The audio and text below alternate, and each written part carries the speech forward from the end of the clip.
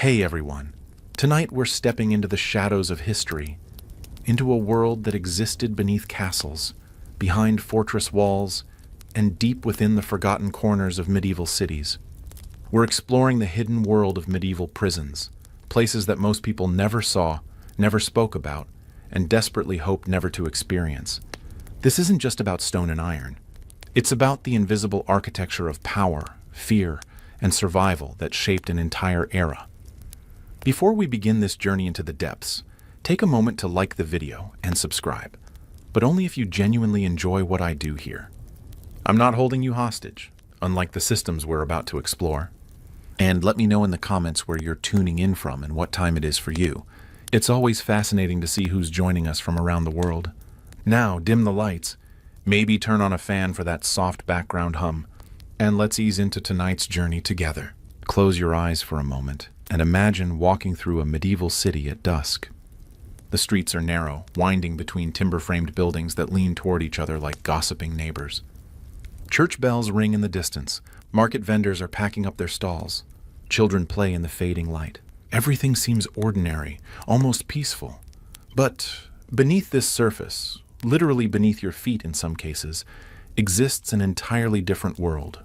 A world of stone chambers, iron gates, and human beings who have been removed from society, hidden away where most citizens will never see them, never hear them, never think about them. This is the hidden world of medieval prisons, and it operated according to rules and logic that most people never understood. It wasn't advertised. It wasn't discussed at dinner tables. It simply existed, a shadow system running parallel to everyday life, touching it occasionally but mostly remaining separate, invisible, forgotten. The very concept of a hidden prison system tells us something profound about medieval society. Unlike modern prisons, which are often visible institutions with clear purposes and public oversight, medieval prisons were deliberately obscure. They weren't meant to be seen. They weren't meant to be understood. They were meant to make people disappear, to remove problems from public view, to create a space where the normal rules of society didn't apply. This concealment wasn't accidental. It was structural, built into the very design of these places. When you construct a prison in the basement of a castle, accessible only through a series of locked doors and spiral staircases, you're not just creating security, you're creating invisibility. You're ensuring that what happens in those depths stays in those depths, known only to a select few, the jailers, the authorities, and the prisoners themselves. The geography of medieval prisons reflects this desire for concealment. They were placed in locations that were secure but also out of sight. Castle dungeons were buried beneath layers of stone, their entrances hidden behind heavy doors and corridors that ordinary people never walked. City prisons were often incorporated into existing structures, gate towers, old fortifications, converted buildings, so they blended into the urban landscape without drawing attention to themselves. Consider the White Tower of London, constructed by William the Conqueror in 1066. Its basement levels contained chambers specifically designed for holding prisoners of the highest political importance. These weren't afterthoughts added during later renovations. They were integral to the original architectural plans, carved from the living rock beneath the tower's foundation. The stonework in these lower chambers is cruder than the dressed ashlar of the visible floors above, suggesting that builders understood these spaces would never be seen by anyone who mattered. The entrance to these lower dungeons followed a deliberate pattern of disorientation. You would descend a spiral staircase that turned to the right, forcing any escaping prisoner to fight upward while exposing their unshielded side to defenders above. The stairs themselves were unevenly spaced, a subtle architectural cruelty that made climbing them in darkness nearly impossible without stumbling. The ceiling height decreased with each level, so that by the time you reached the lowest chambers, you could no longer stand fully upright. This progressive compression wasn't accidental. It was psychological architecture designed to crush the spirit before the body. With each descending step, you felt the weight of the stone above, the narrowing of possibility, the literal diminishment of your physical presence in the world. Some of the most effective prisons were those that didn't look like prisons at all from the outside. The Clink, one of London's most notorious medieval prisons, was incorporated into the Bishop of Winchester's palace. From the street, it appeared to be simply another section of the bishop's extensive property. Passers-by had no idea that behind those respectable walls, men and women languished in conditions that would break them in ways that left no visible marks. The Venetians perfected this art of concealment. The Bridge of Sighs, connecting the Doge's palace to the prison, wasn't built until 1595, but it represented a refinement of principles that had guided Venetian prison architecture for centuries. Prisoners crossed from the magnificence of the palace, all marble and gold leaf, into the prison through an enclosed bridge, so citizens below could go about their business never seeing the condemned being transported to their fate. But the Venetian innovation went deeper. Below the Bridge of Sighs lay the pozzi, the wells, a series of cells built below sea level. The name was grimly literal. Water seeped constantly through the porous stone, creating a perpetual dampness that promoted disease and made the cold even more penetrating. The cells were small, roughly 6 feet by 6 feet, with ceilings so low that tall men could not stand upright. The tidal nature of the Adriatic meant that water levels in the pozzi fluctuated with the moon. During high tides, water might cover the floor to ankle depth. During spring tides or storms, it could rise higher. Prisoners learned to sleep on stone ledges, keeping their blankets, if they had any, above the waterline. The sound of water was constant, dripping, flowing, occasionally rushing when storms drove the Adriatic against the prison's outer walls. The environmental conditions of these hidden spaces were shaped by their concealment. Because they were underground or deeply embedded within larger structures, they existed in a kind of permanent twilight. Natural light rarely penetrated these depths. Air circulation was minimal. The temperature remained constant, cold in northern climates, oppressively warm in southern ones, because the surrounding stone insulated the cells from seasonal changes. This environmental isolation created a strange temporal quality. In the hidden world of medieval prisons, time moved differently. Without the sun to mark the passage of days, without the changing seasons to provide reference points, prisoners lost their connection to the rhythms of normal life. Days blended into nights. Weeks became indistinguishable from months. We know this from rare accounts of prisoners who were eventually released. Roger Mortimer, imprisoned in the Tower of London in 1322 after his unsuccessful rebellion against King Edward II, later described his captivity as existing outside time's measure. He genuinely couldn't say whether he'd been imprisoned for months or years when he finally escaped. The darkness had swallowed chronology itself. The climate within these spaces was its own microenvironment, distinct from the world above. Moisture was constant, condensation forming on cold stone walls, water seeping through cracks, dampness pervading everything. This perpetual humidity had profound effects. It made the cold feel colder, penetrating clothing and skin. It encouraged the growth of mold and fungus on walls, floors, and even on the prisoners themselves. It created an atmosphere that felt heavy, oppressive, as if the air itself was weighing you down. In the dungeons of Chateau Gaillard, built by Richard the Lionheart in the 1190s, engineers discovered during 20th century renovations that the prison cells had been deliberately positioned to maximize moisture accumulation. Drainage channels that should have directed water away from the cells instead channeled it toward them. The stone used in cell construction was more porous than the fortress's outer walls, ensuring that dampness would seep through rather than being repelled. This wasn't incompetence. It was malice rendered in stone. In coastal regions, the hidden prisons often extended below sea level, and the proximity to water created unique challenges. Tidal fluctuations could cause water levels to rise and fall within the cells themselves. Prisoners in these locations lived with the constant awareness of the sea pressing against the walls, threatening to break through, to flood their already miserable spaces. The dungeons of Mont Saint-Michel, perched on a tidal island off the coast of Normandy, exemplified this particular horror. The lowest cells, known as the oubliettes, literally the forgotten places, flooded completely during spring tides. Prisoners who survived these periodic inundations did so by clinging to iron rings set high in the walls, their legs submerged in seawater cold enough to cause hypothermia even in summer. The sound of water, dripping, flowing, sometimes rushing, became the soundtrack of imprisonment in these coastal dungeons. It was a reminder that the boundary between prison and tomb was maintained only by walls of stone, and the will of those who controlled them. The historical development of hidden prisons reveals how societies gradually created systems for making people disappear. In the early medieval period, around the 5th through 8th centuries, imprisonment wasn't a common punishment. If you committed a crime, you faced immediate consequences: fines, physical punishment, exile, or execution. The idea of holding someone for extended periods was rare because it was expensive and logistically complicated. The shift began with the development of feudal power structures. As kings and nobles consolidated their authority, they needed tools for managing political opposition that were more subtle than immediate execution. You couldn't simply kill every rival. That created martyrs and provoked retaliation. But you could make them disappear, holding them indefinitely in locations known only to a trusted few. By the 12th and 13th centuries, a sophisticated network of hidden prisons had developed across Europe. These weren't coordinated or standardized. Each region, each authority, each castle had its own approach. But they shared common features. They were concealed, they were secure, and they operated largely outside public view. The Angevin kings of England were particularly adept at creating hidden prison systems.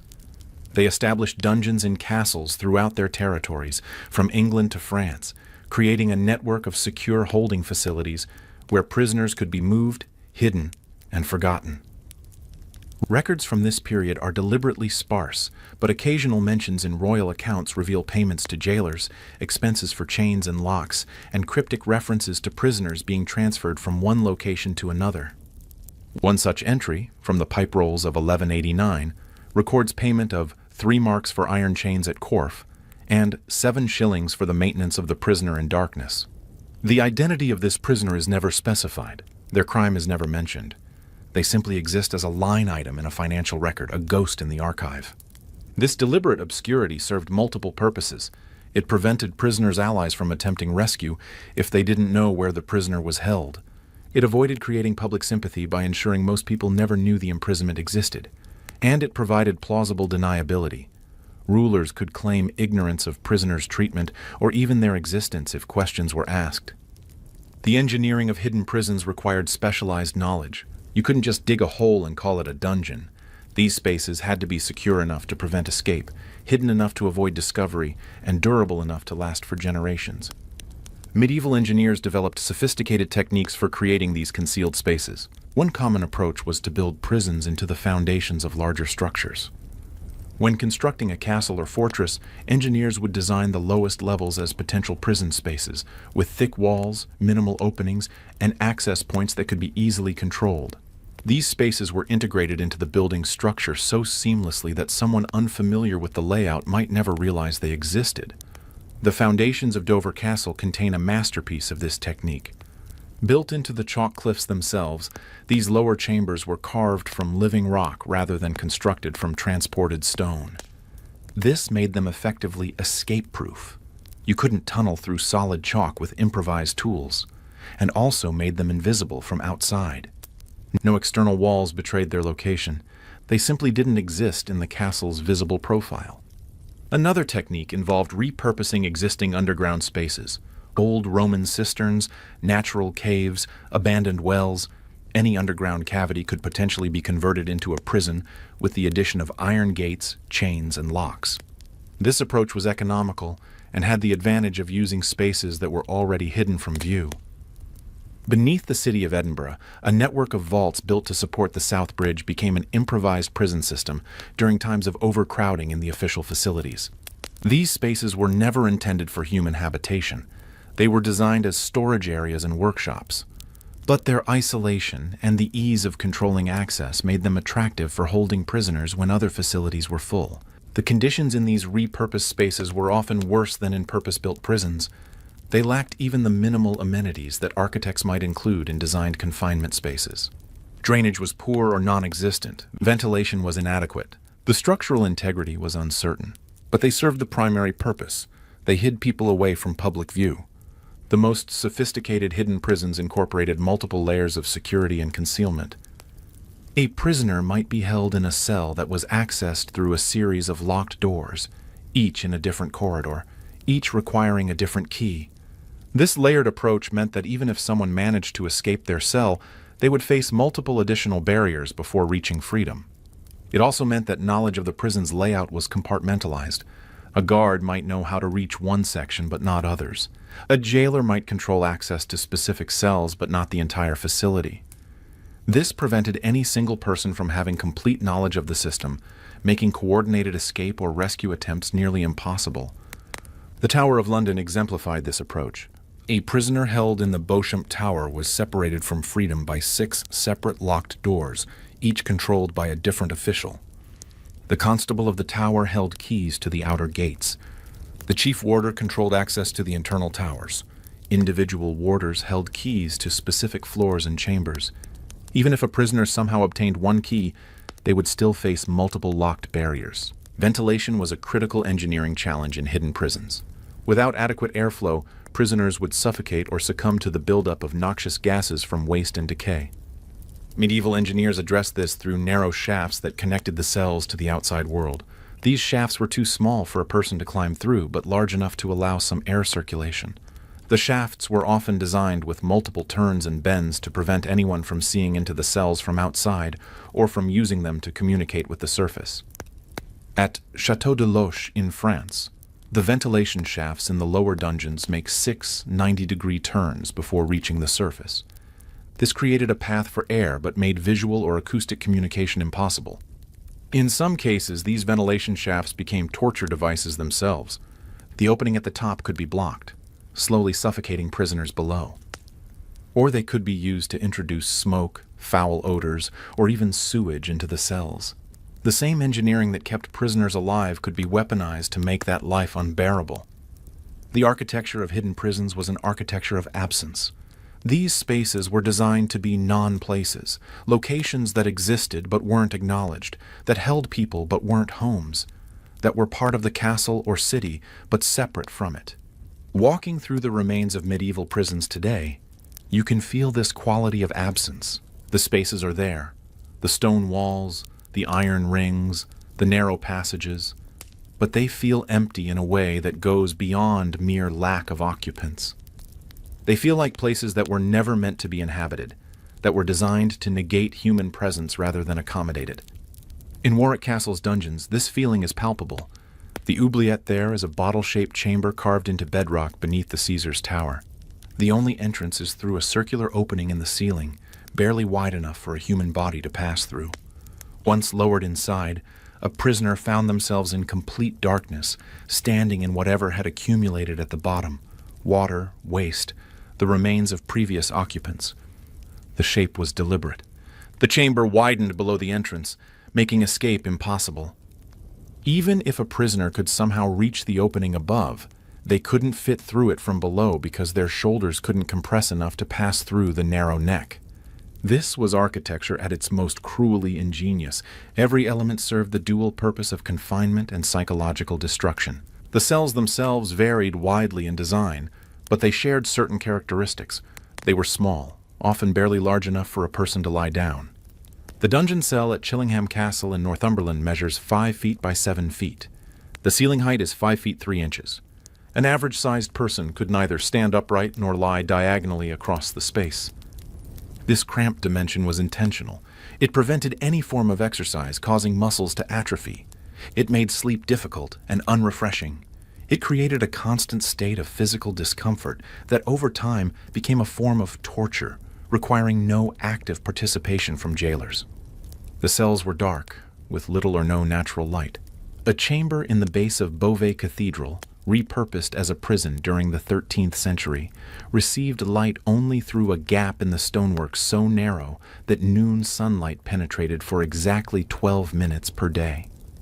For 23 hours and 48 minutes, prisoners existed in absolute darkness. This darkness wasn't merely inconvenient.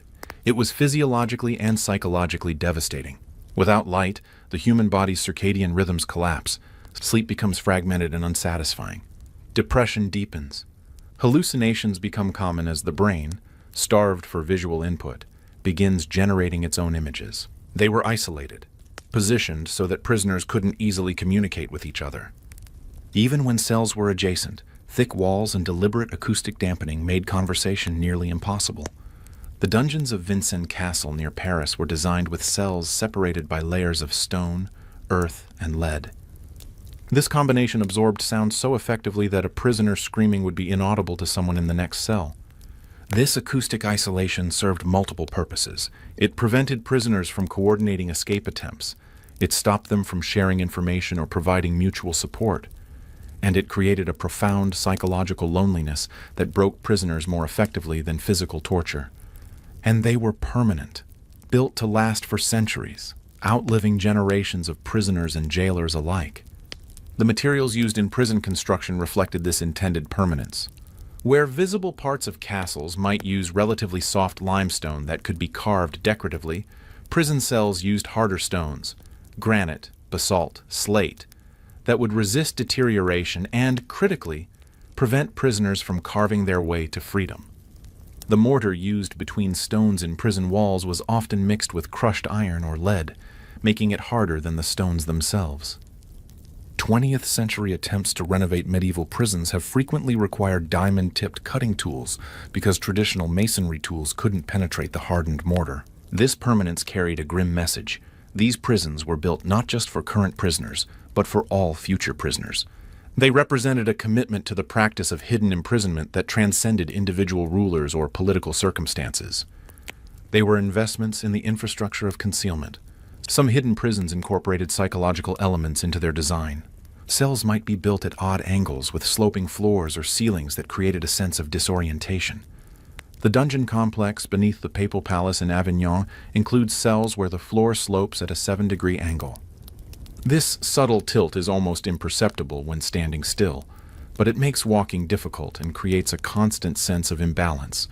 Corridors might curve in ways that made it impossible to see more than a few feet ahead, creating a feeling of endless, maze-like confinement. The passages connecting cells in the Castel Sant'Angelo in Rome were deliberately designed to confuse. They branch, double back, and include false endings that appear to lead to exits, but terminate in blank walls. Prisoners being moved through these corridors, blindfolded or in darkness, would quickly lose all sense of direction. This disorientation served practical and psychological purposes. It prevented prisoners from mapping the prison's layout, making escape planning impossible. But it also created a dreamlike quality to imprisonment, where nothing was certain and reality itself seemed unstable. These architectural choices weren't accidental. They were deliberate attempts to use space itself as a form of control. Medieval architects understood that the environment shapes consciousness. By creating spaces that were inherently disorienting, uncomfortable, and oppressive, they weaponized architecture itself. The clothing of prisoners in hidden prisons tells us much about their status and treatment. Unlike modern prisons with standardized uniforms, medieval prisoners wore whatever they had on when they were arrested. This created a strange temporal quality. Their clothing became a frozen moment from their previous life, gradually deteriorating as their imprisonment continued. For wealthy prisoners, this meant fine fabrics and elaborate garments that slowly fell apart in the damp conditions. A nobleman arrested at court might find himself still wearing silk hose and a velvet doublet weeks later, watching these expensive items literally rot off his body. The contrast between the quality of the clothing and the degradation it underwent became a visible metaphor for the prisoner's fall from grace. Sir Walter Raleigh, imprisoned in the Tower of London from 1603 to 1616, maintained his fine clothing through most of his captivity because he could afford to have new garments made. But accounts from other prisoners describe noblemen reduced to wearing rags because their families either couldn't afford or chose not to provide replacement clothing. For poor prisoners, it meant rough wool or linen that was already worn when they arrived and quickly became rags. The peasant cloth used by common people was designed for hard use, but not for the conditions of medieval imprisonment. Constant dampness caused fibers to weaken and break. The rough treatment from guards and the harsh stone surfaces accelerated decay. The deterioration of clothing marked the passage of time in a way that was visceral and unavoidable. You could measure your imprisonment by the state of your garments, the spreading holes, the fraying seams, the accumulating stains. A tunic that had been whole when you arrived might have lost its sleeves after a month. After 3 months, the body might be in tatters. After 6 months, you might be left with barely enough fabric to maintain modesty. Some prisoners received new clothing from family members or through bribes to jailers. But this was rare and expensive. The logistics of getting new clothes to a hidden prisoner were complex. First, you had to know where they were held. Then you had to find a jailer willing to accept payment. Then, you had to trust that the clothes would actually reach the prisoner rather than being sold by the jailer for personal profit. Most prisoners simply watched their clothes fall apart, piece by piece, until they were left with barely enough fabric to maintain modesty. This gradual stripping away of proper attire was another form of erasure, another way that the hidden prison system removed people from society. Without proper clothing, you weren't just imprisoned. You were reduced to a state of near nakedness that marked you as less than fully human. The symbolism of clothing in hidden prisons extended beyond mere practicality. In medieval society, clothing was a marker of status, occupation, and identity. A merchant's robes, a knight's surcoat, a peasant's simple tunic. These garments told the world who you were. What you wore wasn't just personal choice. It was regulated by sumptuary laws that dictated which fabrics, colors, and styles each social class could wear. In the hidden depths of a prison, stripped of proper clothing or watching it deteriorate beyond recognition, prisoners lost this visible identity. They became anonymous bodies, indistinguishable from one another in the darkness. A nobleman reduced to rags was physically indistinguishable from a peasant in the same condition. The social hierarchies maintained so carefully in the world above dissolved in the darkness below. This dissolution of identity through the decay of clothing was, in many ways, the point. Imprisonment wasn't just about physical confinement, it was about social death. By removing someone from society and stripping away the markers of their identity, the prison system effectively killed them without actually ending their biological life. Some prisoners tried to maintain their dignity by caring for their clothing as best they could. They would wash their garments in whatever water was available, often contaminated and dirty itself. They would attempt repairs using threads pulled from hems or salvaged from other pieces of fabric. They would try to keep their clothes clean, despite having no soap and little water. These efforts were usually futile. The damp conditions meant clothes never fully dried. Mold grew on fabric, weakening it further. The rough stone walls and floors abraded any surface they touched. And the simple reality of wearing the same clothes day after day, week after week, month after month without being able to properly clean or maintain them meant that decay was inevitable. But the effort itself was significant. By trying to maintain their clothing, prisoners were trying to maintain their humanity, their dignity, their connection to the person they had been before imprisonment. It was an act of resistance against the prison system's attempt to reduce them to mere bodies. Food in hidden prisons was minimal and irregular, reflecting both the economic realities of maintaining prisoners and the deliberate policy of deprivation. The hidden nature of these prisons meant that there was little oversight of how prisoners were fed. Jailers could claim to be providing adequate rations while actually delivering far less, pocketing the difference for themselves. The basic ration when it came was bread and water, but the quality of this bread varied enormously from what we might imagine when we hear bread. This wasn't the soft, white bread familiar to modern people. Medieval bread for prisoners was made from the cheapest, lowest quality grain available. Sometimes this meant bread made from maslin, a mixture of wheat and rye. This produced a coarse, heavy loaf that was nutritious if unpalatable. But often it meant bread made from inferior grains like barley, oats, or even peas and beans ground into flour. This bread was dense, gritty, and barely edible. In times of scarcity, the bread might be stretched by adding sawdust, ground bark, or other inedible materials. The 12th century text Modus Tenendi Parlamentum mentions prisoners receiving bread mixed with that which is not bread, a euphemism for this practice. Some prisoners received relatively fresh bread made from wheat or rye. Others received bread that was days or weeks old, hard as stone, sometimes moldy. The bread might be literally green with mold, the mold forming in the same damp conditions that made everything else in the prison deteriorate. Medieval people understood that moldy bread was less desirable than fresh bread, but they didn't understand the health risks posed by certain types of mold. Ergot fungus, which grows on rye and other grains, produces compounds that cause hallucinations, convulsions, and gangrene. Prisoners eating ergot-contaminated bread might experience St. Anthony's fire, a condition that caused burning sensations, convulsions, and gangrenous limbs. The hallucinations caused by ergot poisoning added to the psychological horror of imprisonment. Imagine being confined in darkness, slowly starving, watching your body and clothes decay, and then beginning to see visions of demons or angels. The line between reality and hallucination would blur. You might genuinely not know whether the horrors you were experiencing were real or drug-induced. The water was drawn from whatever source was convenient: a well, a cistern, sometimes even collected rainwater. Its quality was unpredictable and often dangerous. Wells within castle walls could become contaminated by seepage from latrines or burial grounds. Cisterns could become breeding grounds for bacteria if not properly maintained. Rainwater collected in containers might be clean when first gathered, but would quickly become stagnant if stored for extended periods. Prisoners drinking contaminated water faced immediate risks from waterborne diseases. Dysentery, typhoid fever, and cholera could sweep through prisons, killing dozens of prisoners in days.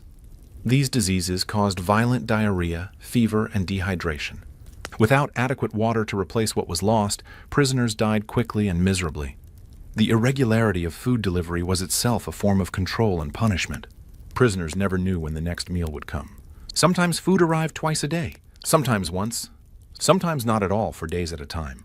This unpredictability created a constant state of anxiety and made it impossible for prisoners to establish any routine or sense of normalcy.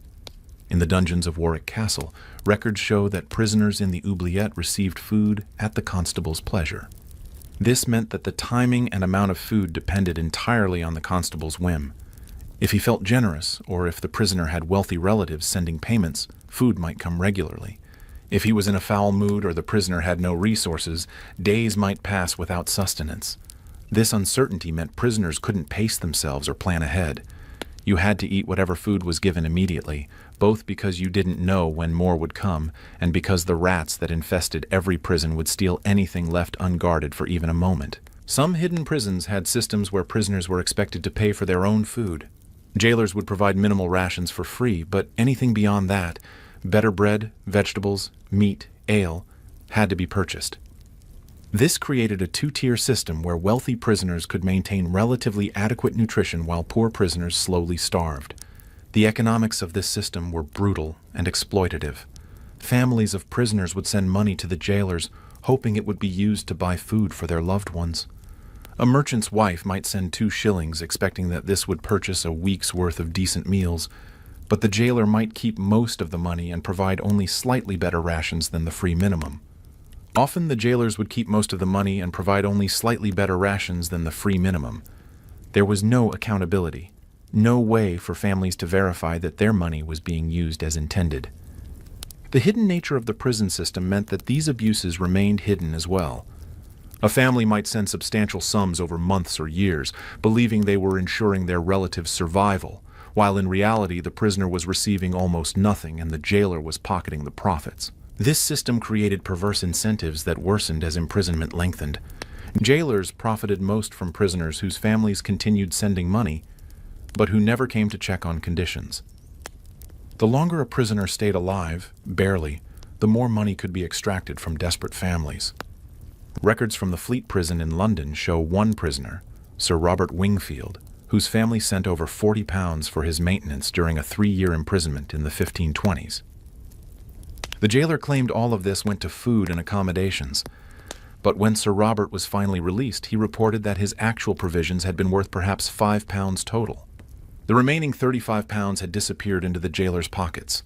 Hunger became a defining feature of life in hidden prisons. It wasn't the acute hunger of missing a meal or two. It was the chronic, grinding hunger of inadequate nutrition sustained over months or years. This kind of hunger affects everything. It makes you weak, unable to move without exhaustion. It makes you cold, as your body lacks the fuel to generate heat. It makes you mentally foggy, unable to think clearly or remember things. It makes you obsessed with food, dreaming about it, hallucinating about it, thinking about nothing else. Medieval people understood hunger in ways modern people in wealthy nations typically don't. Most peasants lived on the edge of adequate nutrition even in good times, but prison hunger was different. It was deliberate, controlled, weaponized. It wasn't the result of failed harvests or bad weather. It was a choice made by those in power to deny sustenance to those in their custody. The psychological effects of prolonged hunger were profound and often permanent. Prisoners who survived extended starvation often developed obsessive relationships with food that persisted long after their release. They might hoard food compulsively, unable to believe that their next meal was assured. They might eat compulsively when food was available, their bodies and minds unable to trust that scarcity wouldn't return. The physical effects were equally devastating and often irreversible. Prolonged starvation causes the body to consume its own muscle tissue, including the heart muscle. Prisoners who survived months of near starvation might have permanently weakened hearts. Malnutrition also weakens the immune system, making prisoners vulnerable to every disease that swept through the prison. Vitamin deficiencies caused their own particular horrors. Scurvy, from lack of vitamin C, caused gums to swell and bleed, teeth to fall out, old wounds to reopen, and eventually death from internal hemorrhaging. Night blindness from vitamin A deficiency rendered prisoners even more helpless in already dark cells. Beriberi from vitamin B1 deficiency caused nerve damage, muscle weakness, and heart failure. These deficiency diseases were slow killers, taking months to develop their full effects. A prisoner might seem relatively healthy for the first few weeks or months, then suddenly collapse as accumulated deficiencies reached critical levels. And because jailers didn't understand the role of vitamins in health, they had no idea why seemingly stable prisoners would suddenly sicken and die. The daily life of prisoners in hidden prisons was characterized by monotony and uncertainty. Each day was essentially identical to the one before, yet each day brought the possibility of sudden change, a summons to trial, a transfer to another location, an unexpected release, or an equally unexpected execution. Prisoners had no activities, no work, no responsibilities beyond the basic struggle to survive. They simply existed in their cells, waiting. Time ceased to have normal meaning.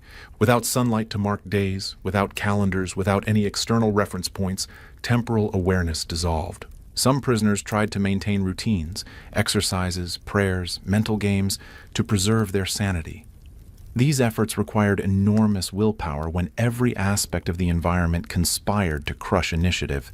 To exercise in a cell where you cannot stand upright requires creativity and determination.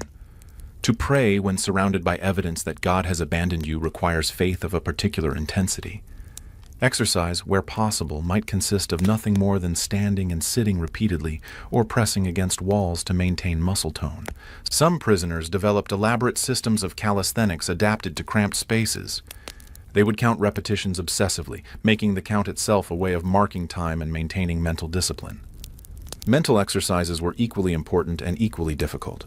Some prisoners would recite everything they could remember, prayers, poems, songs, stories, over and over to keep their minds active. They would solve mathematical problems in their heads, work through logical puzzles, or try to reconstruct maps of places they had been. The educated prisoners had an advantage here. Those who knew Latin could mentally translate texts they had memorized. Those who had studied mathematics could work through geometric proofs. Those who had read philosophy could debate arguments with imaginary opponents. But these mental resources meant little when malnutrition and despair made concentration impossible. Others gave up and sank into a kind of stupor, sitting motionless for hours, their minds retreating from the unbearable reality of their situation. This psychological withdrawal was a form of self-preservation, a way of enduring by not fully experiencing.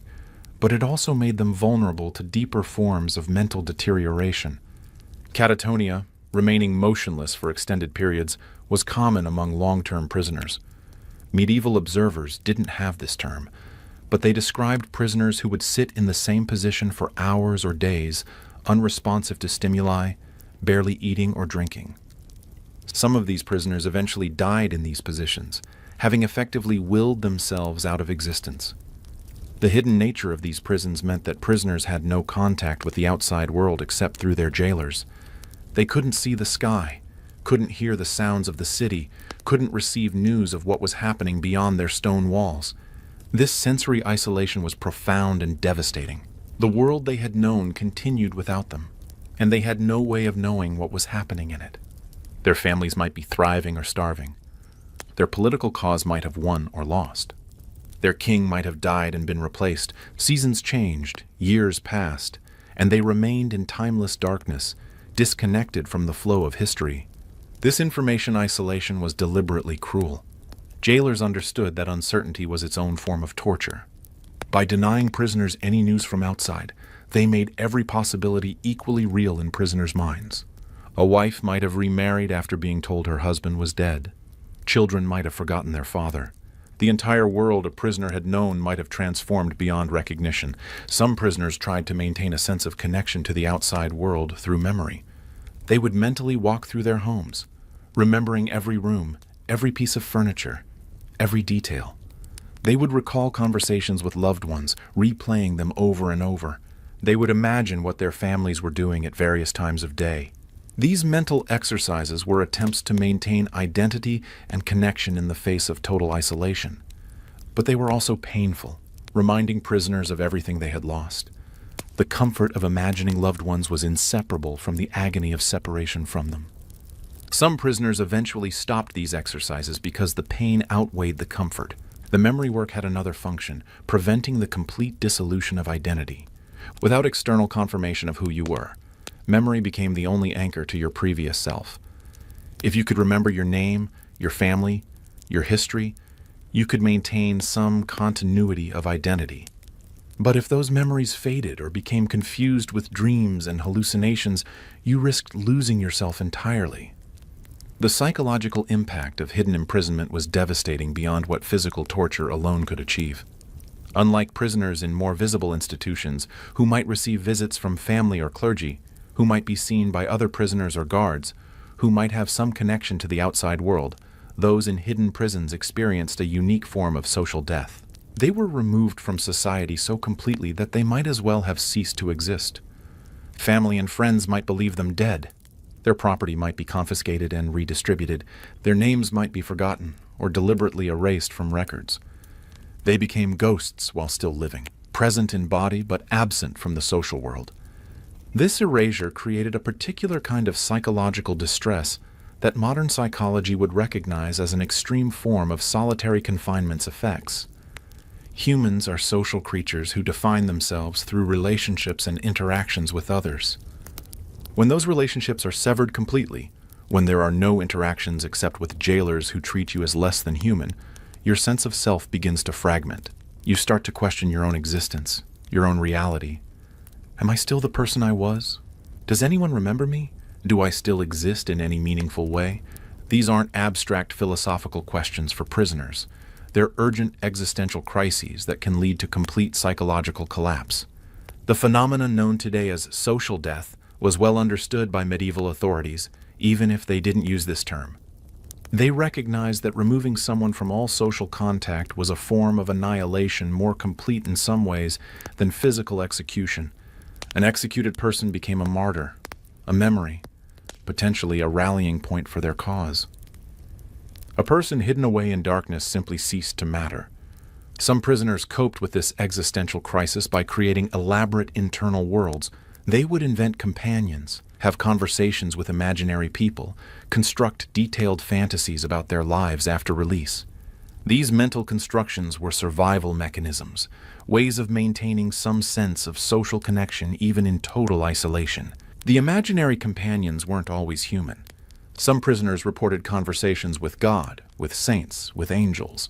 Others spoke with demons or with personified abstract concepts like justice or hope. The content of these conversations reveals much about prisoners' psychological states, their fears, hopes, guilts, and desperations. One account from the 15th century describes a prisoner in the Bastille who spent 3 years in conversation with what he believed was the ghost of Thomas Becket. The prisoner, a clerk who had been imprisoned for debt, reported that Becket would visit him nightly and discuss theology, politics, and the nature of justice. When the prisoner was finally released, he wrote an account of these conversations that circulated widely and was taken seriously by contemporary readers. Whether these visitations were hallucinations, dreams, genuine spiritual experiences, or deliberate fabrications is impossible to determine. But what matters is that they provided this prisoner with a form of social interaction that made continued existence possible. Without these nightly conversations, he might have descended into complete madness or simply willed himself to die. Others coped by retreating into religion. Prayer became a way of maintaining a relationship with God, with saints, with the divine. This relationship couldn't be severed by imprisonment because it existed in the realm of faith rather than physical reality. For many prisoners, religious devotion was the only thing that kept them from complete psychological collapse. The religious coping mechanism had particular power in medieval culture, because religion wasn't just personal belief. It was the fundamental framework through which people understood reality. A prisoner who maintained faith could interpret suffering as meaningful, as a test from God, as an opportunity for spiritual growth, or as penance for sins. This provided suffering with purpose, making it more bearable than meaningless torture. But religious faith could also intensify suffering. If you believed your imprisonment was God's punishment for your sins, you might accept your suffering as deserved, but still feel the full weight of divine condemnation. If you believed you were being tested but began to fail, losing faith, succumbing to despair, committing sins of thought or deed, you might feel you were damning yourself eternally, even while suffering temporal punishment. The spiritual crisis of imprisonment could be as devastating as the physical ordeal. Questions that might remain comfortably abstract in normal life became urgently concrete in prison. Why does God permit suffering? What is the purpose of my existence? How should I respond to injustice? These questions didn't have easy answers, and wrestling with them in darkness and isolation could lead to spiritual as well as psychological breakdown. Some prisoners emerged from confinement with their faith strengthened, convinced that divine providence had sustained them through impossible circumstances. Others lost faith entirely, unable to reconcile a supposedly loving God with the reality of their suffering. Still others developed heterodox beliefs that combined elements of Orthodox Christianity with ideas drawn from desperation and isolation. The economy of hidden prisons was a shadow economy, operating outside normal commercial channels and legal oversight. Everything had a price, but the prices were arbitrary and constantly changing based on the jailer's assessment of what prisoners could pay and how desperate they were. The basic economic transaction was simple. Prisoners or their families paid jailers for better treatment. This could mean better food, cleaner water, a blanket, the removal of chains, a cell with slightly more light or air, or simply being left alone rather than harassed. The amounts demanded varied based on the jailer's assessment of what the prisoner could afford and how desperate they were. This system created perverse incentives that pervaded every aspect of imprisonment. Jailers wanted prisoners to remain imprisoned as long as possible because that maximized the flow of payments. They wanted prisoners to be uncomfortable enough to be willing to pay for improvements, but not so miserable that they died quickly. It was a delicate balance, and jailers became skilled at maintaining it. The hidden nature of these prisons meant that this economic exploitation was largely invisible to authorities. Even when authorities knew it was happening, they often tolerated it because it meant they didn't have to pay jailers adequate wages. The system was self-funding, with prisoners and their families bearing the costs. Some prisoners had no money and no family to send them funds. These prisoners existed at the absolute bottom of the prison hierarchy. They received minimal rations, no improvements to their conditions, and were often subjected to abuse by jailers who saw them as worthless. Many of these prisoners died within months of their imprisonment, their bodies disposed of without ceremony or record. The economic exploitation extended beyond simple bribes for better treatment. Jailers would sometimes sell prisoners to other jailers, transferring them to different locations for a fee. This practice served multiple purposes. It generated income for the selling jailer. It allowed authorities to move prisoners without official documentation. And it further disoriented prisoners, making escape or rescue even less likely. Jailers would charge prisoners for everything. The chains they wore came with a rental fee. The straw they slept on had to be paid for. The space they occupied was billed like rent. Even the water they drank might be charged as an amenity rather than provided as a necessity. Upon release, if release came, prisoners were presented with a bill for their entire imprisonment and couldn't leave until it was paid. This created a trap where even innocent prisoners who were acquitted at trial might spend additional years in prison simply because they couldn't afford to pay their accumulated debts to the jailer. The practice of charging prison fees upon release was called jail fees in England, and it persisted well into the 18th century despite repeated attempts at reform. The logic was perversely simple. The jailer had provided accommodation and services during imprisonment, therefore payment was due. That these services were forced upon unwilling recipients and were often deliberately inadequate didn't enter into the calculation. Records from Newgate Prison in London show numerous cases of prisoners who were acquitted of crimes but remained imprisoned for months or years afterward because they couldn't pay their fees. Some of these prisoners eventually died in custody, still awaiting release they had legally earned but couldn't afford to purchase. This economic structure reveals a fundamental truth about medieval imprisonment. It was less about punishment or rehabilitation than about extraction. Prisons existed in part to generate profit for those who ran them, and this profit motive shaped every aspect of how they operated. The mythology and folklore surrounding hidden prisons added layers of supernatural dread to the already terrifying reality. Because these places were hidden, because most people never saw them, they became the subject of wild speculation and dark legends. Stories circulated about what happened in the depths beneath castles, and these stories often incorporated supernatural elements that made the prisons seem even more horrifying than they actually were. One common belief was that hidden prisons were haunted by the spirits of prisoners who had died there. These ghosts were said to wander the corridors, rattling chains, moaning in despair, seeking revenge on their captors, or simply unable to find peace.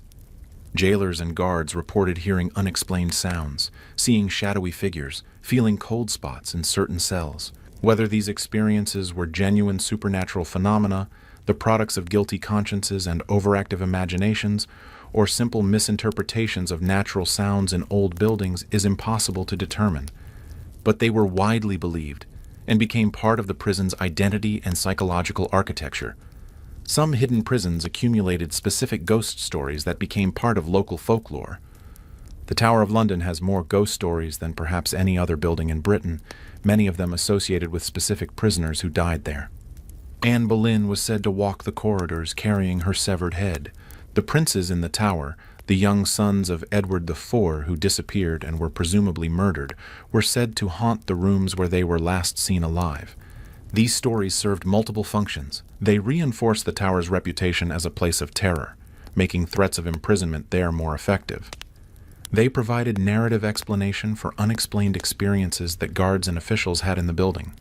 And they offered a form of justice, suggesting that those who had been murdered or wrongly imprisoned could at least achieve some posthumous presence, even if only as ghosts. Catherine Howard, fifth wife of Henry VIII, was said to run screaming through the haunted gallery at Hampton Court Palace, trying to reach the chapel where her husband was at prayer to beg for mercy before her execution. Guards and visitors reported hearing these screams, and some claimed to see a figure in period dress racing down the corridor. The authenticity of these experiences is less important than their cultural function. They kept memory of the executed alive and suggested that injustice, even royal injustice, left spiritual marks that couldn't be erased. Other prisons were associated with demons or evil spirits rather than human ghosts. The belief was that places of such concentrated suffering attracted malevolent supernatural entities.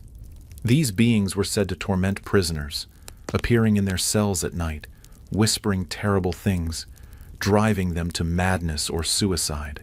Whether these experiences were hallucinations brought on by sensory deprivation, malnutrition, and psychological stress, or actual supernatural encounters depended on one's beliefs.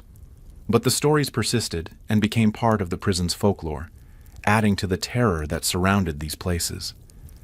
The Castle of Otranto, though made famous by Horace Walpole's Gothic novel, was a real castle with real dungeons, and local folklore attributed various supernatural phenomena to the suffering that had occurred there. Villagers reported seeing strange lights in the castle ruins at night, hearing unearthly sounds and feeling overwhelming sensations of dread when passing near the castle. These folkloric elements reveal something important about how medieval people processed the reality of hidden prisons. The actual conditions were so horrifying that supernatural explanations seemed necessary to make sense of them. How else could one explain places where human beings were kept in conditions worse than animals, where people disappeared and were never heard from again, where suffering was so extreme that it seemed to violate the natural order? The supernatural framework also provided a form of moral accounting that the legal system often failed to provide. If earthly justice allowed the innocent to suffer in hidden dungeons, perhaps divine or supernatural justice would eventually balance the scales, ghosts who haunted their murderers, demons who punished the wicked, spirits who bore witness to injustice. These supernatural entities performed functions that human institutions failed to perform. The hidden nature of these prisons made them perfect subjects for folklore, because people couldn't see what actually happened in these places. The void of verified information was filled with imagination, and that imagination tended toward the horrific. The reality was terrible enough, but the imagined horrors were often even worse. This served a social function beyond mere entertainment. The fear of hidden prisons, enhanced by supernatural legends, helped maintain social order. People were less likely to challenge authority if they believed that defiance might lead to imprisonment in a place haunted by demons and vengeful ghosts. The folklore surrounding prisons became part of the mechanism of social control. But the folklore also provided a form of resistance. By creating narratives in which prisoners' spirits haunted their oppressors, common people asserted that injustice left marks that couldn't be hidden, that the powerful couldn't escape all consequences of their actions, that the victims of hidden prisons retained a form of agency even in death. Religion played a complex and often contradictory role in hidden prisons. On one hand, the Church officially advocated for mercy and compassion toward prisoners. Visiting prisoners was considered a corporal work of mercy, one of the charitable acts that Christians were encouraged to perform as part of their religious duty. Some religious orders made it their mission to provide spiritual comfort and material assistance to prisoners. The biblical basis for this was clear. Christ himself had said, "I was in prison and you came to me," identifying with the imprisoned and making care for prisoners a religious obligation. Medieval Christians took this seriously, at least in theory. The problem was translating theory into practice, especially when the prisons in question were deliberately hidden and access to prisoners was tightly controlled. Religious confraternities dedicated to prisoner welfare existed in many medieval cities.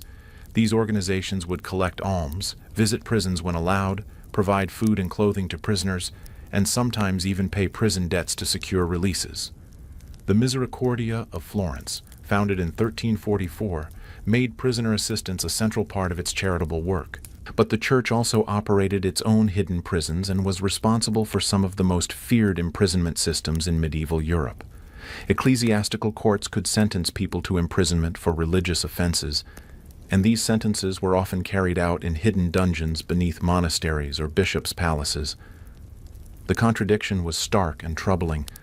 The same institution that preached mercy and advocated for prisoner welfare also operated prisons that were, in many cases, worse than secular facilities. The ecclesiastical prisons often held prisoners indefinitely without trial, subjected them to harsh conditions designed to break their will, and operated with even less oversight than secular prisons. This wasn't hypocrisy in the simple sense. It reflected a fundamental tension in medieval Christianity between mercy and judgment, between forgiveness and the need to punish heresy and maintain orthodoxy. Church authorities genuinely believed that imprisoning heretics was an act of mercy because it gave them time to recant and save their souls from eternal damnation. The temporal suffering of imprisonment was insignificant compared to the eternal suffering of hell. The Inquisition developed particularly sophisticated hidden prison systems. These prisons were designed not just to hold prisoners, but to break their will and extract confessions.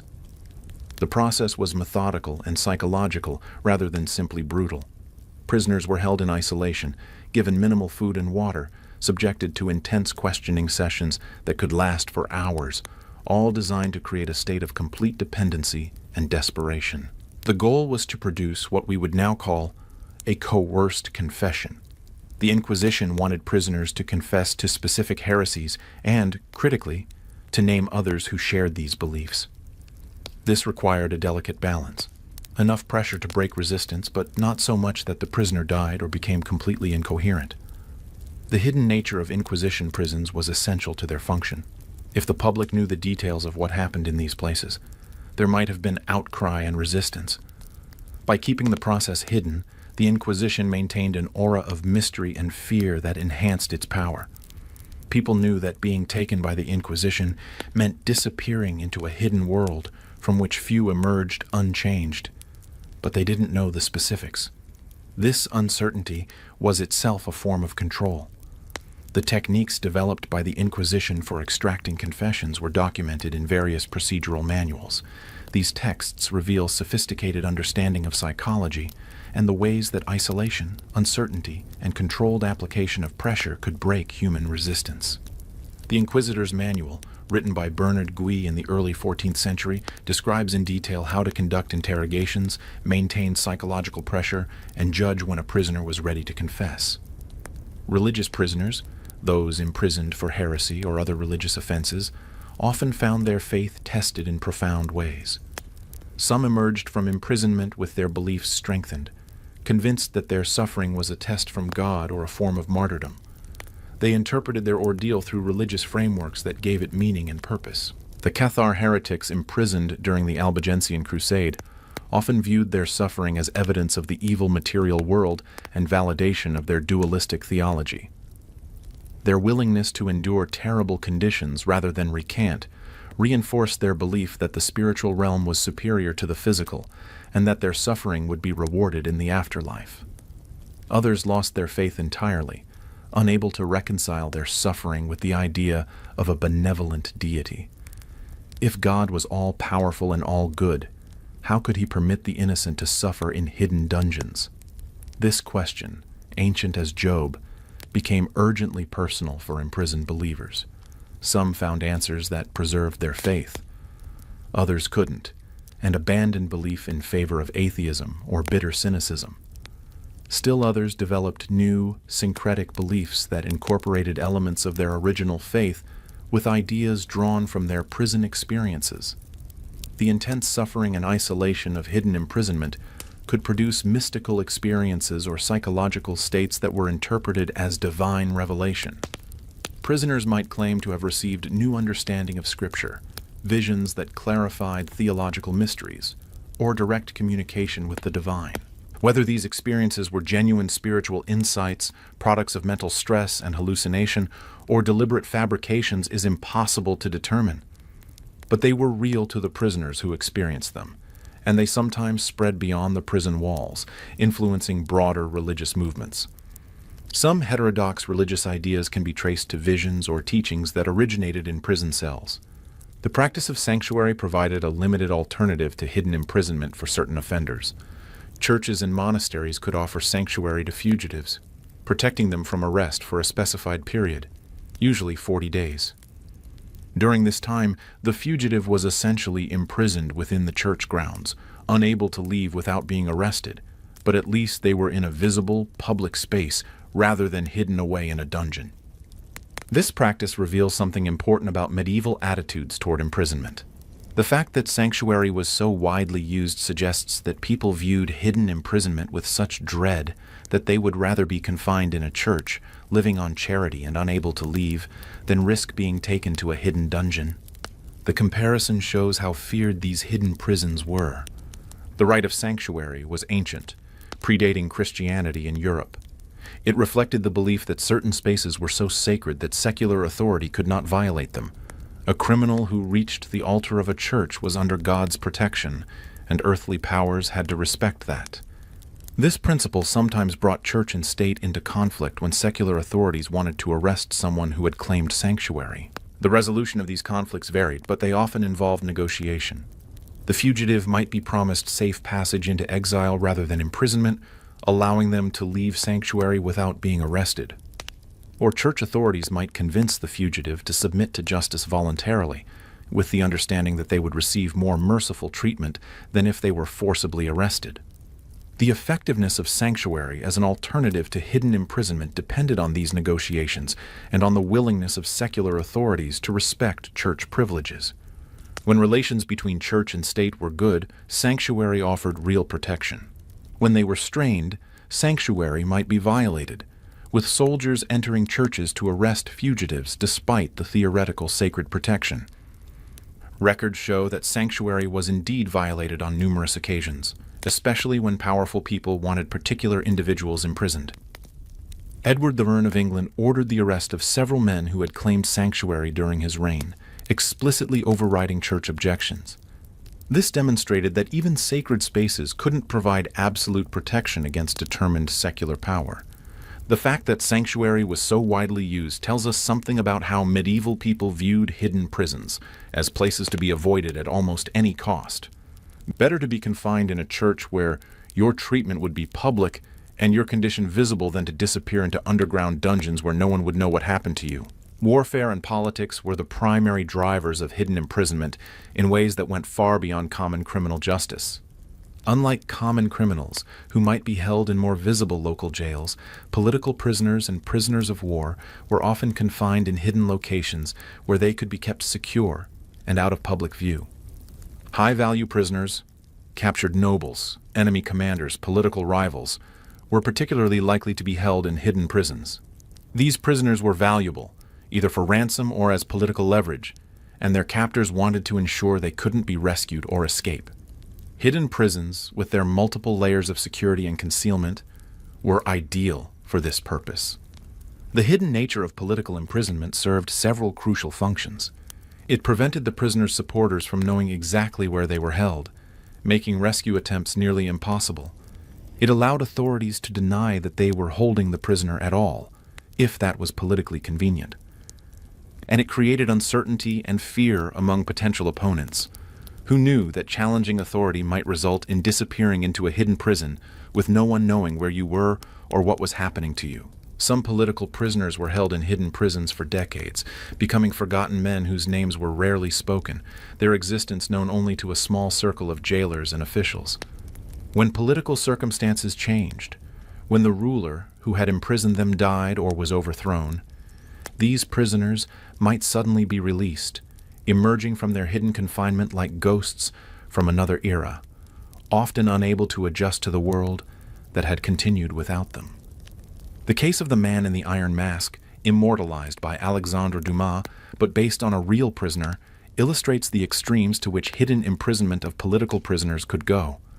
The real prisoner, whose identity remains debated, was held in various French prisons from 1669 until his death in 1703. He was always masked, supposedly to prevent anyone from recognizing him, and was moved between hidden locations to prevent any pattern from being established. Whether the mask was actually iron, probably not, more likely velvet, is less important than what the case represents: a system of imprisonment so secretive that even the prisoner's face had to be hidden, where his identity was erased so completely that 3 centuries later we still don't know for certain who he was. This is hidden imprisonment at its most complete, not just removing someone from society, but erasing their very identity. King John of England was a particularly enthusiastic user of hidden imprisonment for political purposes. He held numerous rival nobles and foreign prisoners in various castles throughout his realm, often moving them between locations to prevent rescue attempts. His cruelty toward these prisoners became legendary. Some were allegedly starved to death, others driven mad by their confinement. One account describes 22 knights held at Corfe Castle who were supposedly starved to death on John's orders. Whether this actually happened or was propaganda created by John's enemies is debated, but the fact that such stories were believed reveals how hidden prisons were perceived, as places where authority could commit any atrocity without accountability. The practice of holding prisoners in secret locations created opportunities for abuse and atrocity that extended beyond even the harsh norms of medieval justice. Without oversight, without public knowledge, authorities could do whatever they wanted to hidden prisoners. Some were subjected to harsh interrogation. Others were simply forgotten, left to languish in their cells until they died. Still others were quietly executed, their deaths never officially recorded, their bodies disposed of without ceremony. The secret execution of prisoners held in hidden prisons was particularly common during times of political instability or succession crises. A new ruler might inherit prisoners from their predecessor and decide that it was safer to simply eliminate them rather than risk them becoming rallying points for opposition. These murders would be carried out quietly, with the prisoner's death attributed to natural causes or not acknowledged at all. Edward II of England, after being deposed in 1327, was imprisoned in Berkeley Castle where he was murdered, though the official story claimed he died of natural causes. The actual murder method was reportedly chosen because it would leave no external marks, a red-hot iron rod inserted into the anus. Whether this gruesome detail is accurate or invented propaganda, it reflects the reality that prisoners in hidden custody were vulnerable to any form of abuse or murder their captors chose to inflict. The logistics of maintaining hidden prisons required careful coordination and security measures that extended beyond the prison walls. Supplies had to be delivered without drawing attention to the prison's location or revealing how many prisoners were held there. Jailers had to be paid and supervised, but in ways that maintained secrecy. Records had to be kept, or deliberately not kept, depending on the level of secrecy desired. Supply chains for hidden prisons were often deliberately obscure. Food might be purchased from multiple sources to avoid creating a pattern that would reveal the prison's location or the number of prisoners held there. Chains, locks, and other prison equipment might be manufactured in one location and delivered to another, with the final destination kept secret, even from the craftsmen who made them. This distribution of knowledge was intentional. No single person outside the inner circle of authority should know all the details about the hidden prison system. This compartmentalization of information made the system more secure, but also more difficult to manage efficiently. Communication had to be carefully controlled to prevent information leakage while still ensuring that the prison functioned. Jailers in hidden prisons were carefully selected for their loyalty and discretion. They had to be trustworthy enough to keep secrets, but also ruthless enough to maintain control over prisoners without supervision. Many jailers were former soldiers or men with criminal backgrounds who were willing to do work that others found distasteful. They were paid relatively well for their silence and their willingness to operate in the shadows. The relationship between jailer and prisoner in hidden prisons was fundamentally different from that in visible institutions. In a public prison, jailers faced at least some oversight and accountability. Their treatment of prisoners might be observed by visitors, inspectors, or other officials. But in hidden prisons, jailers had nearly absolute power over their charges, limited only by orders from distant authorities who rarely checked on conditions. This unchecked power created opportunities for both exceptional cruelty and surprising mercy. Some jailers took sadistic pleasure in tormenting prisoners, secure in the knowledge that no one would stop them or even know what they were doing. Others developed unexpected sympathy for their charges, providing small kindnesses, extra food, information from outside, even opportunities for escape, at considerable personal risk. Record-keeping in hidden prisons was minimal and often deliberately vague. Official records might note that a prisoner was held in secure custody without specifying the location. Transfer records might use code names or numbers instead of actual names. Some prisoners were never officially recorded at all. They simply disappeared into the hidden system, and no paper trail documented their existence. This deliberate obscurity served multiple purposes. It made it difficult for prisoners' families or supporters to locate them and attempt rescue or apply political pressure for their release.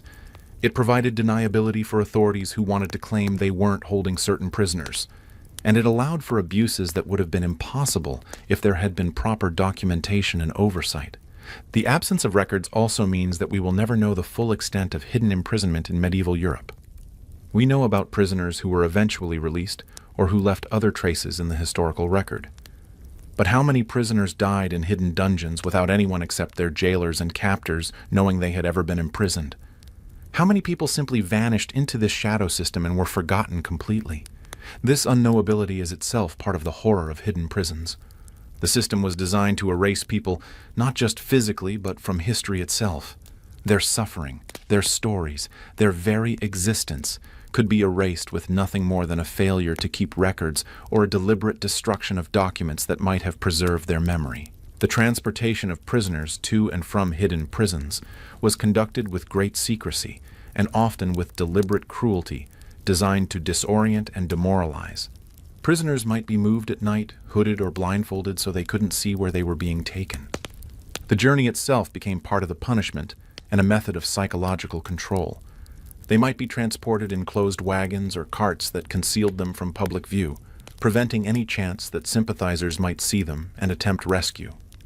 The routes taken were often circuitous, designed to confuse the prisoner about their actual destination and to make it difficult for anyone tracking them to determine where they were being taken. The deliberate disorientation served multiple purposes. A prisoner who didn't know where they were being held couldn't provide that information to potential rescuers. The journey itself, conducted in darkness and confusion, intensified the psychological stress of imprisonment. By the time they reached their destination, prisoners were already psychologically weakened, more malleable, less likely to resist. Richard II of England was transported to his imprisonment at Pontefract Castle in 1399 under conditions of extreme secrecy. He was moved at night in disguise along routes that were changed multiple times to prevent anyone from predicting his location. By the time he reached Pontefract, he had been so disoriented and demoralized that when he was eventually murdered there, he reportedly offered little resistance.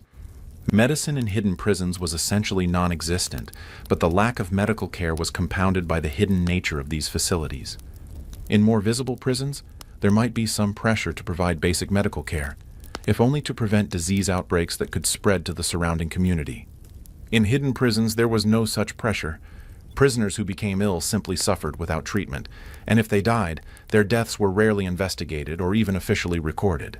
The hidden nature of these prisons meant that disease outbreaks could be particularly devastating without anyone outside knowing. When plague or typhus swept through a hidden prison, killing dozens or even hundreds of prisoners, the deaths might never be publicly acknowledged. The bodies would be disposed of secretly, often buried in unmarked graves or thrown into rivers, and the outside world would never know that an epidemic had occurred. The psychological trauma of hidden imprisonment often manifested in physical symptoms even after release. Prisoners developed chronic health conditions from their confinement, respiratory diseases from breathing damp air for years, joint problems from sleeping on stone floors, vision problems from extended periods in darkness. These physical reminders of imprisonment persisted for the rest of their lives. But perhaps most devastating were the psychological wounds that never healed.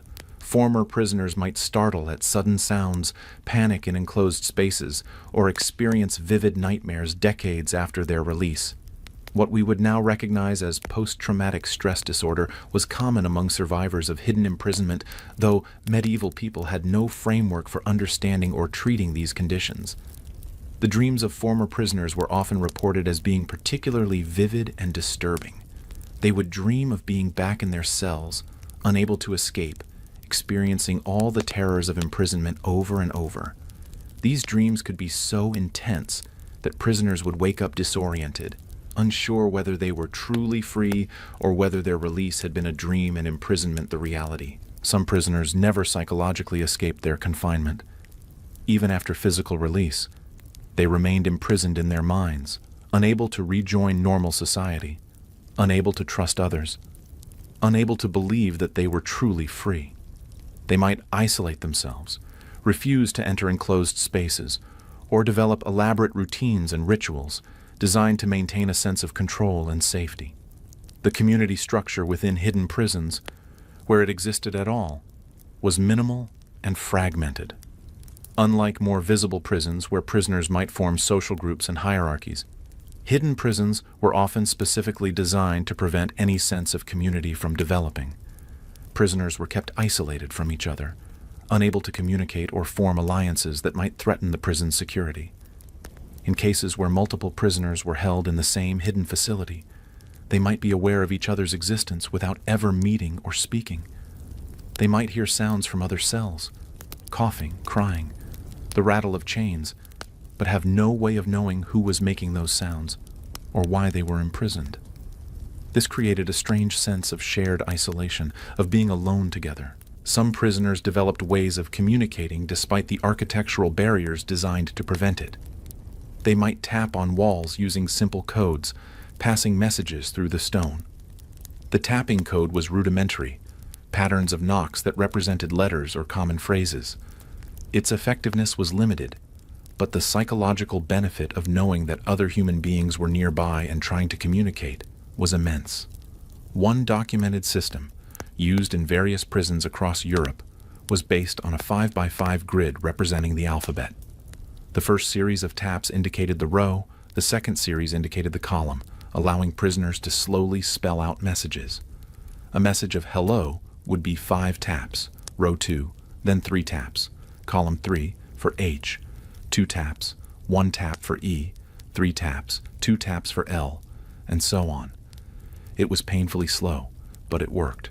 They might leave scratched messages in common areas that other prisoners might see when being moved through the prison.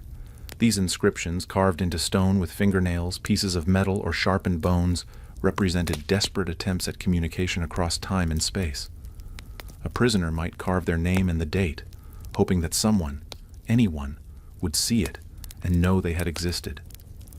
The walls of medieval prisons are covered with these scratched messages, names, dates, prayers, curses, tallies marking days or years, declarations of innocence.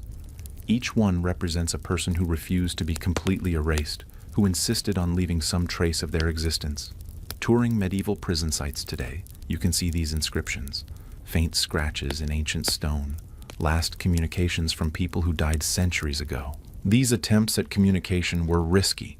If discovered by jailers, they could result in punishment, often the loss of what minimal privileges prisoners had or additional torture.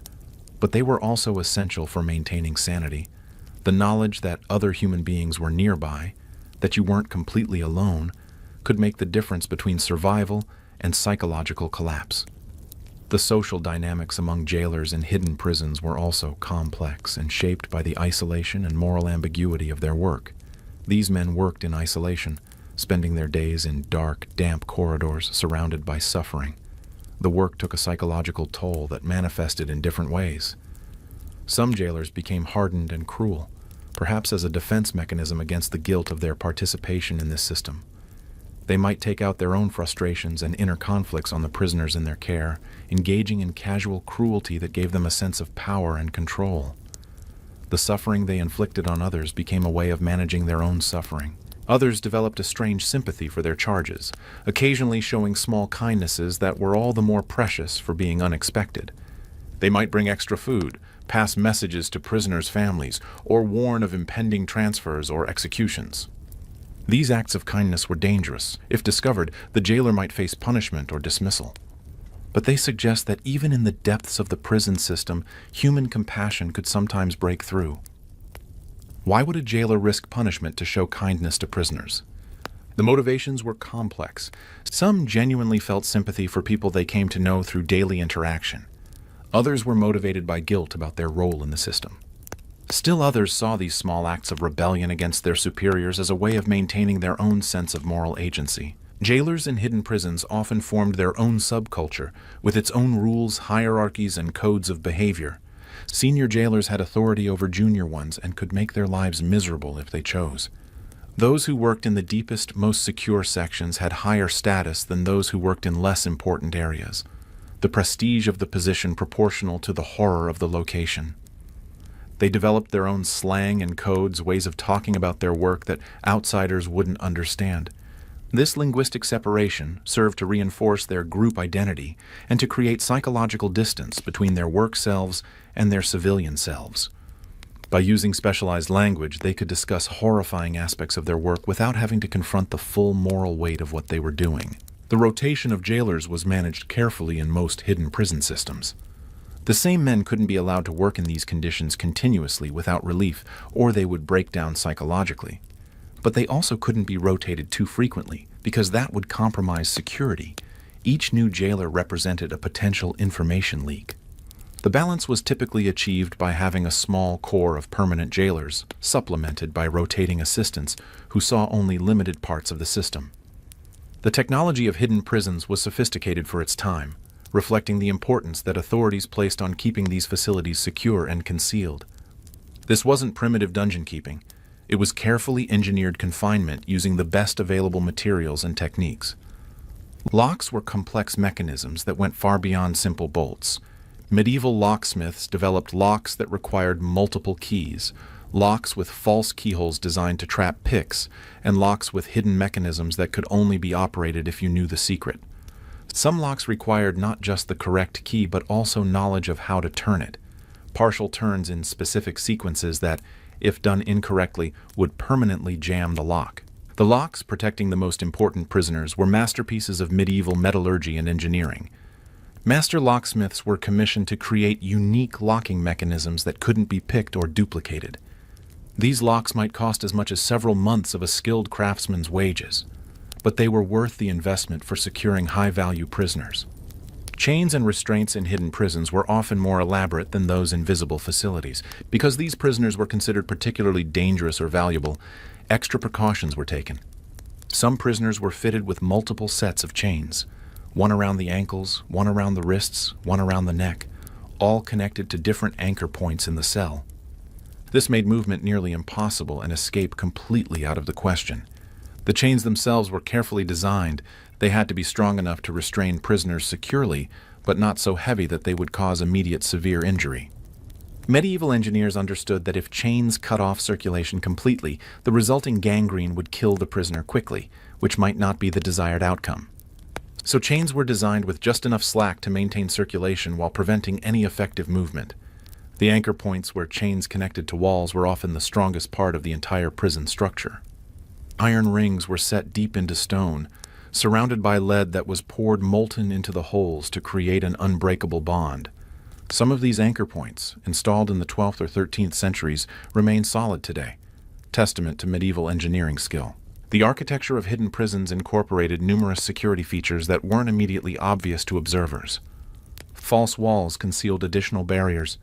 A prisoner who managed to break through one wall would find another behind it. Corridors had hidden observation points where guards could watch prisoners without being seen, often simple peepholes disguised in decorative stonework. Some cells had acoustic features that allowed guards to hear everything said inside while remaining invisible themselves. The dungeons in the Doge's Palace in Venice were designed with acoustic tubes that channeled sound to listening posts, where guards could monitor prisoners' conversations without their knowledge. This served the dual purpose of gathering intelligence and preventing prisoners from speaking freely, even in what they thought was privacy. Lighting in hidden prisons was carefully controlled and weaponized as a tool of power. Torches and candles were expensive and also posed a fire risk in these enclosed spaces, so they were used sparingly. Most of the time, prisoners existed in near total darkness. When light was brought in, it was usually for the benefit of guards or officials conducting inspections, not for prisoners. This control of light was another form of power. The ability to see or not see, to illuminate or leave in darkness, was entirely in the hands of the jailers. A prisoner might go weeks without seeing light beyond the faint glow that occasionally filtered down from upper levels. When torches were brought to their cells, the sudden brightness would be painful, their eyes having adapted to darkness. The contrast between the darkness prisoners lived in and the sudden brightness during inspections or interrogations was deliberately disorienting. The shift in lighting levels could cause temporary blindness, headaches, and confusion, making prisoners more vulnerable to interrogation and less able to assess their situation accurately. The culture of hidden prisons was a culture of silence and secrecy that extended far beyond the physical walls. Everyone involved in these systems, from the highest officials to the lowest guards, understood that what happened in hidden prisons was not to be discussed. This code of silence was enforced through a combination of loyalty, fear, and self-interest. Those who talked risked not just their positions but potentially their lives. A guard who revealed secrets about hidden prisoners might find himself becoming a prisoner. A jailer who spoke too freely about the treatment of inmates might be accused of treason or heresy. The consequences of breaking the code of silence were severe enough that most people chose to keep quiet, regardless of what they witnessed. This culture of secrecy extended to the prisoners themselves, those lucky or unfortunate enough to eventually be released. Former prisoners of hidden dungeons often found that no one wanted to hear about their experiences. Society preferred to maintain the fiction that such places didn't exist, or that what happened in them was justified and necessary. Speaking too openly about your experiences as a prisoner could be dangerous. You might be accused of exaggeration or lying, damaging your credibility and social standing. Or you might be believed, in which case you became a source of uncomfortable truths that authorities might decide to silence permanently. Either way, candor about hidden imprisonment was rarely rewarded. Some former prisoners wrote accounts of their experiences, but these texts were often censored, suppressed, or dismissed as unreliable. The narrative of John Bunyan describes his imprisonment in Bedford County Jail, though this was a relatively mild form of imprisonment compared to hidden dungeons. Still, His account gives us insight into how difficult it was to communicate the reality of confinement to people who had never experienced it. The hidden nature of these prisons created a kind of collective amnesia. Because they weren't visible, because they weren't discussed, they could be forgotten even while they continued to operate. Generations of people lived in medieval cities, walking past the entrances to hidden prisons every day, without knowing or thinking about what lay beneath their feet. This amnesia was convenient for authorities because it allowed them to maintain systems of imprisonment that would have been controversial or unacceptable if they had been public knowledge. It allowed them to make people disappear without having to justify or explain their actions publicly. And it allowed them to avoid confronting the moral implications of what they were doing. The culture of hidden prisons also included a strange kind of dark humor. Jailers developed jokes and stories about their work, ways of coping with the grim reality of their daily lives and managing the psychological stress of their role in human suffering. Some of these stories have survived in folklore and literature, tales of prisoners who went mad, of ghosts that haunted the cells, of narrow escapes and dramatic captures. These stories serve to normalize the hidden prison system, to make it seem like just another part of medieval life rather than the moral atrocity it actually was. By making jokes about imprisonment, by turning real suffering into entertaining narratives, people could distance themselves emotionally from the reality of what was happening in these places. But the jokes were also a form of admission. They acknowledged that something terrible was happening, even if they wrapped that acknowledgement in humor. The laughter was nervous, uncomfortable. The laughter of people who knew they were complicit in something wrong but felt powerless to change it. Migration patterns were affected by the reputation of hidden prisons in ways that were subtle but significant. People didn't always know exactly where hidden prisons were located. That was part of the point of keeping them hidden. But they knew which regions and which rulers had reputations for making people disappear. Merchants, travelers, and potential migrants would avoid areas known for harsh justice and secret imprisonments when they had alternatives. Venice's reputation for efficient but hidden justice made many merchants nervous about doing business there, despite the city's commercial importance. The papal territories were avoided by anyone who might be suspected of heterodox religious views. The existence of hidden prisons created a climate of fear that extended far beyond the actual number of people imprisoned. The knowledge that you could be taken in the night, that you could disappear without trace, that no one would know where you were or what was happening to you, this knowledge affected how people behaved, what they said, how they interacted with authority.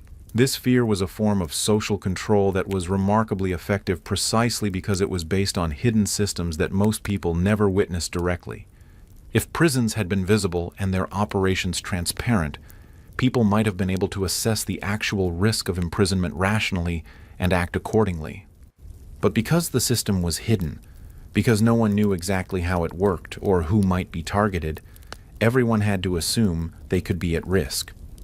This uncertainty made people cautious, compliant, unwilling to challenge authority in ways that might draw attention. Self-censorship became automatic. People learned not to say things that might be interpreted as critical of rulers or as supporting opposition. They learned not to associate with people who might be under suspicion. They learned not to be too visible, too successful, or too different.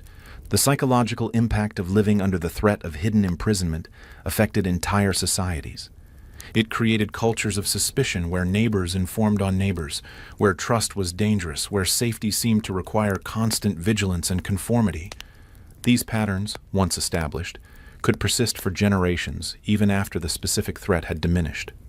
Some regions developed particular reputations as places where people disappeared. The Papal States were known for their extensive network of hidden prisons used to hold religious dissidents and political opponents. The Venetian Republic had a feared system of secret arrests and imprisonments, with prisoners held in hidden cells beneath the Doge's palace, accessible only to a small number of officials. The Venetian system of secret imprisonment was so effective and so feared that it became a model studied and sometimes emulated by other powers. The Council of Ten, Venice's security apparatus, could order arrests that were carried out at night without public announcement. Prisoners would simply vanish, taken through secret passages to hidden cells, with only the council members knowing their location and fate. These reputations affected not just migration but also trade, diplomacy, and cultural exchange. Regions known for hidden imprisonment found it harder to attract merchants, scholars, and skilled workers because people were understandably reluctant to settle in places where they might disappear without warning or recourse. The long-term consequences of hidden prison systems extended far beyond the individual prisoners who suffered in them. These systems shaped medieval society in profound ways, creating cultures of fear, secrecy, and arbitrary power that persisted for centuries and influenced the development of later justice systems and political structures. For families of disappeared prisoners, the hidden nature of the system created a unique kind of anguish. When someone disappeared into a hidden prison, their families often didn't know where they were, whether they were alive or dead, or what they could do to help. This uncertainty was in some ways worse than knowing your loved one had been executed, because at least execution provided closure and allowed the grieving process to begin. Some families spent years searching for disappeared loved ones, traveling from city to city, bribing officials for information, following rumors and hints that usually led nowhere. Most of these searches were fruitless. The hidden prison system was designed to make people disappear completely, and it was remarkably effective at doing so. The Countess of Richmond spent years searching for her son Henry Tudor after he fled England during the Wars of the Roses. Though he wasn't technically imprisoned, he was hidden in exile, and her inability to know where he was or how he fared created anguish similar to that experienced by families of imprisoned loved ones. Her eventual success in helping him win the crown as Henry VII was exceptional. Most families never found their disappeared relatives. The economic impact of hidden imprisonment was significant both for individual families and for society as a whole. When breadwinners disappeared, families were left without support, often falling into poverty. Businesses failed when key merchants or craftsmen were taken. Properties were confiscated or fell into neglect. The ripple effects could devastate entire communities. And because the imprisonment was hidden, there was no official recognition of the loss, no compensation, no acknowledgement that anything had happened. Families of disappeared prisoners existed in a legal and social limbo, unable to remarry, in the case of spouses, because they couldn't prove death, unable to inherit property because the disappeared person's legal status was unclear. This limbo could persist for decades. Some families waited years or even generations for disappeared relatives to return or for confirmation of their deaths. Without that confirmation, they couldn't move forward with their lives. They existed in a perpetual state of uncertainty and grief that had no resolution. The psychological impact on society as a whole was profound. The knowledge that hidden prisons existed, that people could disappear without trace, created a pervasive atmosphere of anxiety and distrust. People were careful about what they said and to whom they said it. They avoided political discussions that might be overheard and misinterpreted. They didn't challenge authority, even when that authority was clearly unjust. The hidden prison system, even though it affected relatively few people directly compared to the total population, shaped the behavior of entire populations. It was one of the mechanisms through which medieval rulers maintained control over their subjects, not through constant visible repression, but through the ever-present possibility of disappearance. The legal legacy of hidden prisons is complex but important. Many of the abuses that occurred in these facilities, secret arrests, indefinite detention without trial, lack of oversight, deliberate infliction of suffering, are now prohibited by law in most countries. The development of legal protections like habeas corpus, the right to know the charges against you, the right to a speedy trial, and prohibitions against cruel and unusual punishment can all be seen as reactions against the hidden prison systems of earlier times. Habeas corpus, developed in English common law and eventually enshrined in the Habeas Corpus Act of 1679, was specifically designed to prevent hidden imprisonment. It requires authorities to produce prisoners in court and justify their detention, making it impossible to simply hide people away indefinitely without any legal process. The right is literally the right to have your body, corpus, produced in court, preventing your disappearance into a hidden system. But the development of these legal protections was gradual and hard-fought. Authorities resisted limitations on their power to imprison, arguing that state security required the ability to hold dangerous individuals without public trial or oversight. The tension between security and liberty, between the power to imprison and the right to freedom, has remained a central political question from medieval times to the present. The impulse to create hidden systems of detention persists. Throughout history, authorities have repeatedly tried to create spaces where normal rules don't apply, where people can be held without public knowledge or oversight, where accountability is suspended in the name of security. The medieval hidden prison is not just historical curiosity, it's a template that has been used again and again in different forms, in different eras, from the Bastille to the gulags to Guantanamo Bay. The architectural legacy of hidden prisons is still visible today in many medieval structures. Visiting these sites now, when they're open to tourists and historians, reveals spaces that were designed to be seen only by their victims and operators. The dungeons of the Tower of London, the cells beneath the Doge's palace, the oubliettes in French castles. These spaces remain as physical evidence of a system of hidden imprisonment that shaped medieval society. Walking through these spaces today, you can still feel something of their original purpose. The narrow corridors that force you to walk single file, the low ceilings that make you stoop, the thick walls that muffle sound, the darkness that persists even when modern lighting is installed. These architectural features weren't accidental. They were deliberate choices made by people who understood how to use space to control, intimidate, and break the human spirit. The emotional response many visitors have to these spaces is telling. Even knowing you can leave at any time, even surrounded by other tourists with cameras and guidebooks, there's something oppressive about being in these places. The weight of suffering that occurred here seems to linger in the stones themselves. Standing in a medieval dungeon, looking at the iron rings where chains were attached, reading the desperate inscriptions scratched into walls by long-dead prisoners, you're forced to confront the reality of what happened here. These weren't just abstract historical events. They were experienced by real people who felt pain and fear and despair just as intensely as we would in similar circumstances. The cultural legacy of hidden prisons appears throughout literature, folklore, and popular imagination. The idea of the secret dungeon, the hidden cell, the prisoner who disappears without trace, these are recurring themes in stories from the medieval period to the present day. They tap into deep fears about powerlessness, about being at the mercy of arbitrary authority, about losing your identity and your connection to the world. These stories serve important functions beyond mere entertainment. They keep alive the memory of what hidden prisons were and what they did.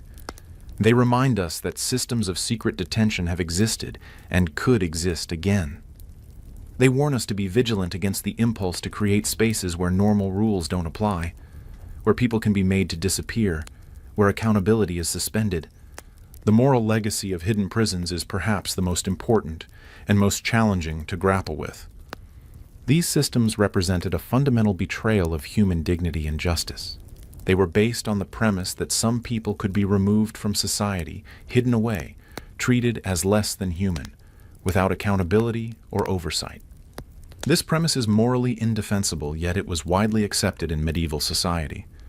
How did societies that were deeply religious, that professed belief in human dignity and divine justice, tolerate systems of hidden imprisonment? Part of the answer lies in the effectiveness of concealment itself. What you don't see, what you don't know about, you don't have to reckon with morally. The hidden nature of these prisons allowed people to avoid confronting the reality of what was being done in their names. But this was willful ignorance rather than genuine innocence. People knew that hidden prisons existed even if they didn't know the specifics.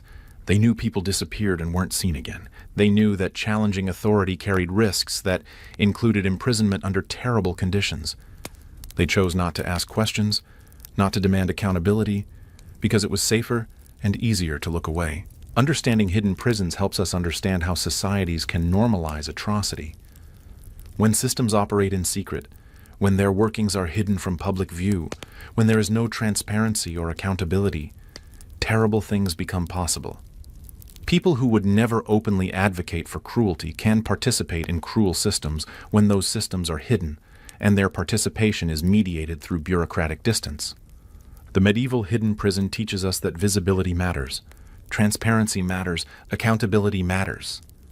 When we allow systems to operate in secret, when we accept that some things are better left hidden, when we don't ask questions about what happens in the shadows, that's when we create the conditions for abuse and atrocity. The prisoners who suffered in these hidden places deserve to be remembered not as abstract historical facts, but as real people who endured unimaginable isolation and uncertainty. Every scratch on every wall, every tally mark counting days, every desperate message carved into stone, these are testaments to human beings who refused to be completely erased, who insisted on leaving some trace of their existence, even in places designed to make them disappear. Their suffering was not meaningless. It teaches us about the importance of visibility, of transparency, of refusing to accept that some things are better left hidden. It teaches us to ask questions about what happens in the shadows, to demand accountability from those who exercise power, to insist that no one should be able to make people disappear without consequence. The hidden world of medieval prisons is no longer hidden. We've brought it into the light, examined it, understood it. And in doing so, we've taken away some of its power. Because the greatest weapon of hidden systems is secrecy. And once that secrecy is broken, once we know what happened and how it happened, we can work to ensure it never happens again. Thank you for joining me on this journey into the shadows of history. If you found this exploration valuable, please like and subscribe. And remember, the next time you walk through a medieval castle or fortress, think about what might lie beneath your feet. Think about the hidden spaces, the forgotten prisoners, the systems that operated in secret, and ask yourself, what hidden systems exist in our own time, and what are we doing to bring them into the light? Until next time, stay curious, stay questioning, and never accept that some things are better left hidden.